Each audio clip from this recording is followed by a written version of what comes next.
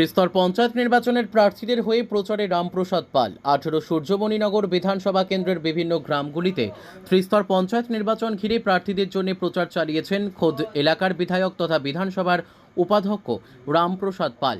শনিবার দেখা যায় পশ্চিম আনন্দনগর গ্রাম পঞ্চায়েত এবং ঈশান চন্দ্রনগর গ্রাম পঞ্চায়েতে জেলা পরিষদের দুই প্রার্থী 15 নম্বর আসনের অভিনাশ দাস ও 13 নম্বর আসনের প্রার্থী মমতা দেবের সমর্থনে প্রচার চালান তিনি।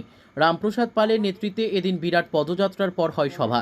উপস্থিত ছিলেন ডুকলি আরডি ব্লক প্রাক্তন চেয়ারম্যান অজয় কুমার দাস সহ স্থানীয় প্রার্থীরা।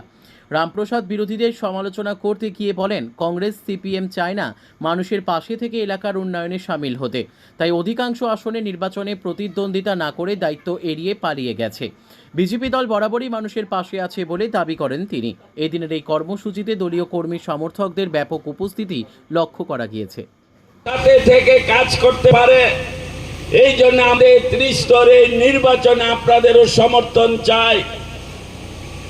আপনারা জানেন এই ত্রিস্তর নির্বাচন শুরু হয়েছে, কিন্তু আমাদের যে বিরোধী ভাইয়েরা আছে, আমাদের বিরোধী সাথীরা আছে, তারা ইচ্ছাকৃতভাবে তারা পরিকল্পনা করে আপনাদের দায়িত্ব থেকে দূরে সরিয়ে গেছে। তারা চায় না কংগ্রেস সিপিএম, তারা চায় না যে এলাকার মানুষের সাথে থেকে এলাকার সেবা করা, এলাকার মানুষের দায়িত্ব নিয়ে তাদের সুখ দুঃখের পাশে থাকা।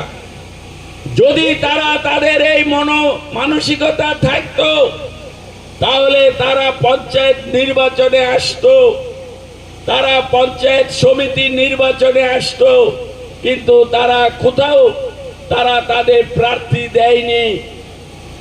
Bureau report, news daily Bharat.